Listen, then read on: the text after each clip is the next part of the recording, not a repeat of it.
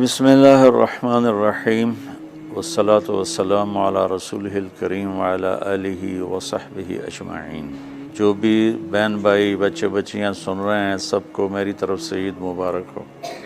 عید کی خوشی ہم کیوں مناتے ہیں، پہلے میں یہ تھوڑا سا واضح کر دوں کہ رمضان کا مہینہ اللہ نے پورا ایک ہمارے لیے خوشی کا مہینہ بنایا ہے، جس میں اللہ کی جنت کے دروازے کھول دیے جاتے ہیں، جہنم کے بند کر دیے جاتے ہیں، شیطان قید کر دیے جاتے ہیں، جنت کو روزانہ سجایا جاتا ہے، اللہ کا عرش پہلے آسمان پہ آ جاتا ہے، اللہ کی طرف سے اعلان ہو رہا ہوتا ہے، کوئی بخشش چاہنے والا، کوئی حاجت مانگنے والا، فرض 70 فرضوں کے برابر ہو جاتا ہے اور نفل فرض کے برابر ہو جاتا ہے، اور نفل اور فرض کا فرق اتنا بڑا ہے کہ قیامت تک 2 رکعت نفل پڑھتا رہے تو فرض رکعت کے ایک سجدے کے برابر نہیں، اور اس میں جو مر جاتے ہیں اہل ایمان ان کا حساب نہیں ہوتا،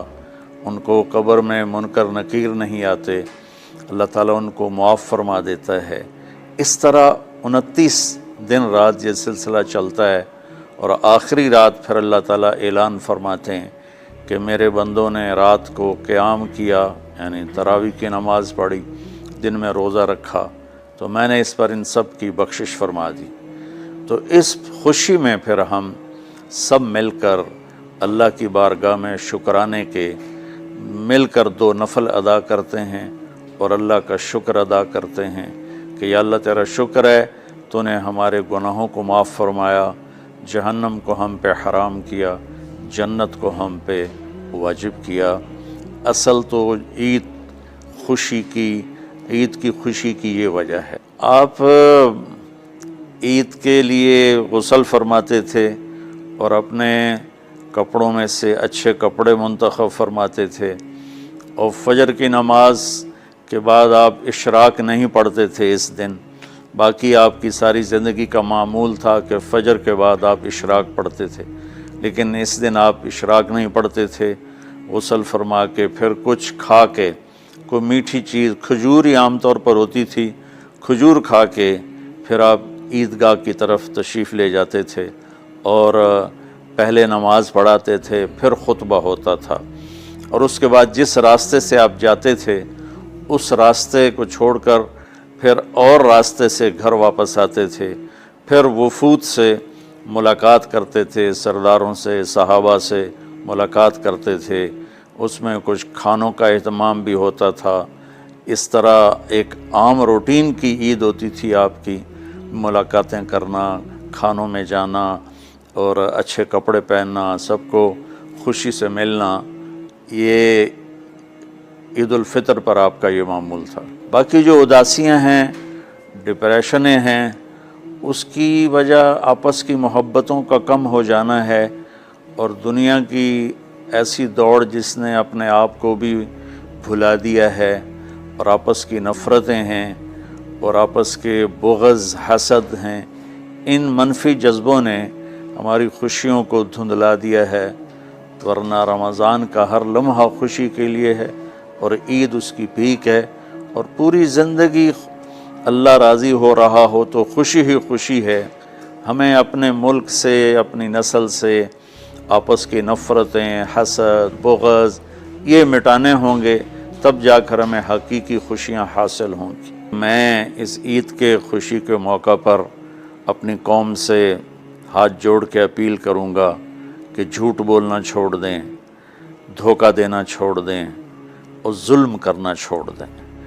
مذہبی نفرت نے ہمیں تباہ کر دیا، سیاسی نفرت نے ہمیں تباہ کر دیا، صوبائی قومی نفرت نے ہمیں تباہ کر دیا، آپس کی رنجشوں کی نفرت نے ہمیں تباہ کر دیا۔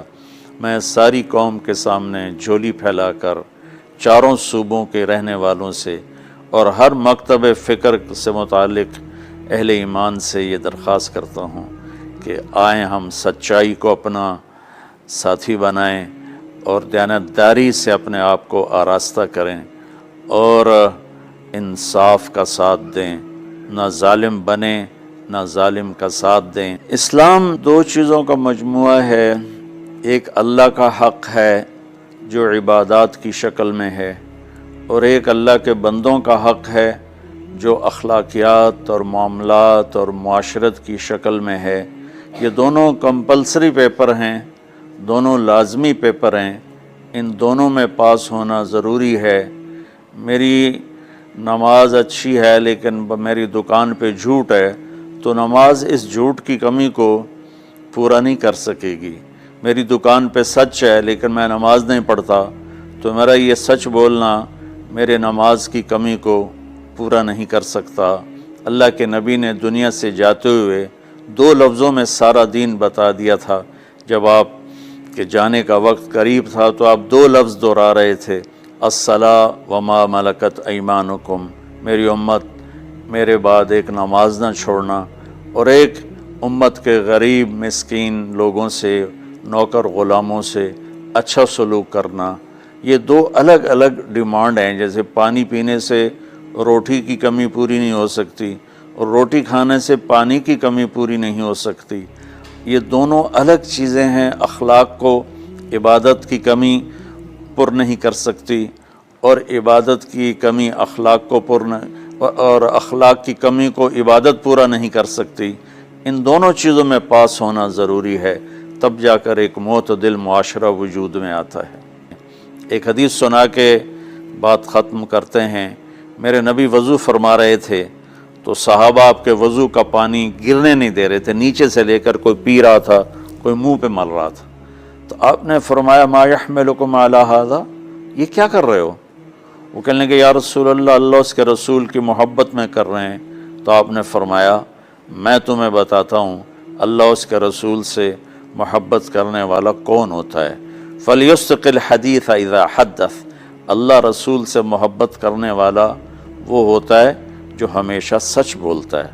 فَلْيُؤَدِّ الْأَمَانَةَ إِذَا تُؤْمِنَ، جو ہمیشہ امانت داری سے کام لیتا ہے، کبھی دھوکہ فراڈ نہیں کرتا۔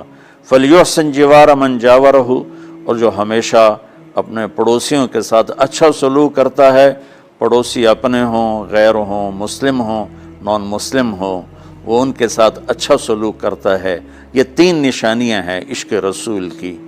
یہ 3 باتیں میری قوم اپنا لے تو یہ اندھیرے اجالوں میں انشاءاللہ تبدیل ہو جائیں گی۔ دنیا کے لیے قانون ہے اللہ تعالیٰ کا کہ جس قوم میں انصاف، دیانتداری اور سچائی ہوگی انہیں اللہ عروج دے گا، وہ مسلم ہو یا نان مسلم ہو۔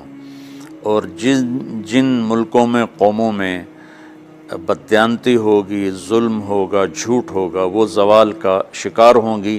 ساری ویسٹرن دنیا تو لیڈ نہیں کر رہی، ہمارے جیسے ملک بھی ہیں جہاں یہ ساری چیزیں ہیں تو وہ ہماری طرح ہی ذلیل ہیں اور ہماری طرح ہی وہ خوار ہیں۔ چند ایک ملک ہیں جنہوں نے ان چیزوں کی رعایت کی ہے تو وہ اس وقت لیڈنگ رول میں ہیں، لیڈنگ ماڈل میں ہیں۔